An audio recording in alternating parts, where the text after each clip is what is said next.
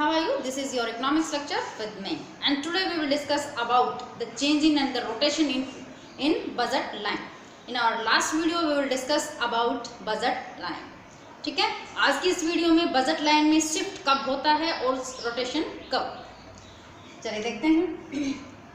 First है money income. अगर money income में चेंज होता है, मनी इनकम आपकी इंक्रीज या डिक्रीज होती है तो पीपी से बजट लाइन में क्या होगा आपका शिफ्ट, ठीक है। और शिफ्ट किस तरीके से होता है, शिफ्ट या फिर इधर होगा या फिर इधर होगा या तो लेफ्ट साइड या फिर राइट हैंड साइड, ठीक है। तो मनी इनकम में अगर आपका चेंज होता है तो उसकी वजह से बजट लाइन में क्या होगा, आपका शिफ्ट होगा। शिफ्ट डिपेंड करता है मनी इनकम के ऊपर। अगर आपकी मनी इनकम इंक्रीज होती है तो किस साइड शिफ्ट होगा, राइट हैंड साइड। और अगर आपकी मनी इनकम डिक्रीज होती है तो किस साइड शिफ्ट होगा, लेफ्ट हैंड साइड, ठीक है। तो मनी इनकम को हमने क्या किया, यहाँ पर इंक्रीज किया। जैसे मनी इनकम इंक्रीज होगी, जैसे हमारे पास सिर्फ और सिर्फ 100 रुपीज़ थे, अब वो इंक्रीज होकर कितने हो गए, 150। कितने हो गए, 150, ठीक है। And the price of goods X is constant and the price of goods Y is also constant. इन दोनों में कोई चेंजेस नहीं है, ये बिल्कुल कांस्टेंट है, बिल्कुल फिक्स है, ठीक है। तो देखिए ये था हमारा बजट लाइन। बजट लाइन जैसे ही मनी इनकम इंक्रीज होगी, जैसे पैसे हमारे पास इंक्रीज हो गए तो सेम एज इट इज जो हमारी बजट लाइन है वो राइट हैंड साइड क्या हो जाएगी, शिफ्ट हो जाएगी। सेम डिफरेंस, सेम गैप से, समझ में आया। ये हमारी बजट लाइन थी, ये 100 के ऊपर थी। ये हम 100 मनी को क्या कर रहे थे, यूटिलाइज कर रहे थे गुड्स एंड सर्विसेज को परचेज करने में, ठीक है। अब जैसे मनी इनकम बढ़ करके 150 होगी तो same as it is budget line भी हमारी राइट हैंड साइड क्या हो जाएगी, शिफ्ट हो जाएगी। क्लियर हो गया, चलिए। और अगर हमारी मनी इनकम डिक्रीज हो जाती है, मनी इनकम डिक्रीज हो जाती है, 100 से कम होकर के 50 हो जाती है हमारे पास, तब भी बजट लाइन के ऊपर इफेक्ट पड़ेगा। बजट लाइन शिफ्ट होगा किस साइड, लेफ्ट हैंड साइड। किस side, left hand side. Obviously बात है, ये इकोनॉमिक्स का ही फंडा है कि अगर किसी में इंक्रीमेंट होता है तो राइट हैंड साइड शिफ्ट हो जाता है और अगर डिक्रीज होता है तो लेफ्ट हैंड साइड शिफ्ट होता है, ठीक है।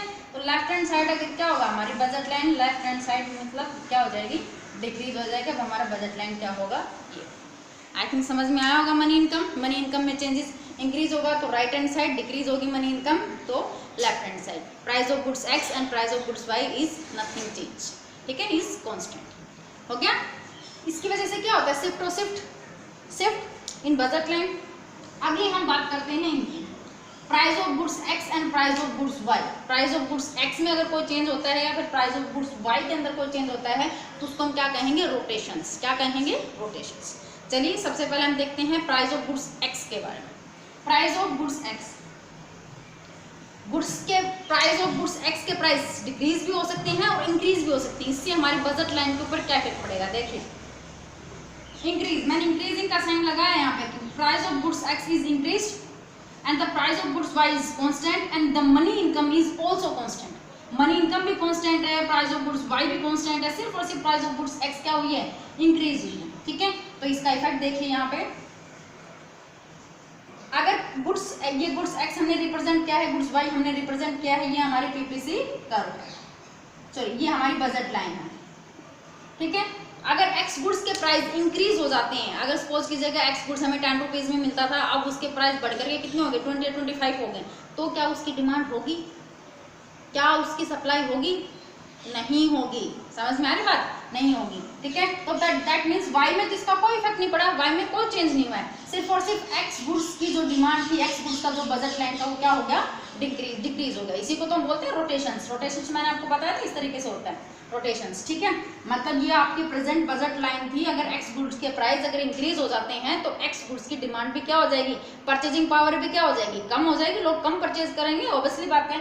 तो एक्स गुड्स ये देखो डिक्रीज हो गया और वाई इज सेम कांस्टेंट, कोई फर्क नहीं पड़ा, ठीक है, सेम एज इट इज। अगर हम एक्स गुड्स के प्राइस को क्या कर देते हैं, डिक्रीज, ये डिक्रीज का साइन लगा रखा है, and the price of goods Y is constant and the money income is also constant, तो उससे हमारी बजट लाइन के ऊपर क्या इफेक्ट पड़ेगा, देखिए। ये गुड्स एक्स हमने रिप्रेजेंट किए हैं, गुड्स वाई हमने रिप्रेजेंट किए हैं, मतलब जो वाई गुड्स के प्राइजेस हैं उनके प्राइजेस में कोई चेंज नहीं किया अभी हमने, सिर्फ और सिर्फ एक्स गुड्स के प्राइजेस में चेंज कर रहे हैं। यहाँ एक्स गुड्स के प्राइस को हमने इंक्रीज किया था, यहाँ एक्स गुड्स के प्राइस को हम क्या करेंगे, डिक्रीज करेंगे। डिक्रीज करेंगे तो उल्टा इफेक्ट पड़ रहा था यहाँ पे, ठीक है। अगर एक्स गुड्स के प्राइस पहले 10 रुपीज़ थी एक्स गुड्स के प्राइस, अब वो कम होकर के अगर 5 रुपीज़ हो जाते हैं तो क्या उसकी परचेजिंग पावर ज़्यादा होगी या कम होगी, ऑब्वियसली बात है ज़्यादा होगी। प्राइस कम होगी, लोग उसकी डिमांड करेंगे, खरीदेंगे, उसको परचेज करेंगे, तो क्या हो जाएगी, budget line is increase, shift हो जाएगी।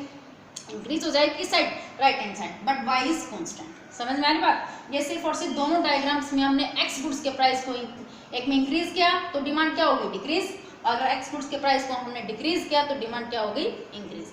वाई इज कॉन्स्टेंट दोनों पॉइंट के ऊपर, कोई फर्क नहीं पड़ रहा वाई के ऊपर। क्लियर है। अब हम वाई गुड्स की बात करते हैं। Goods of Y, price of goods Y same as it is जैसे हमने एक्स का किया है, ठीक है।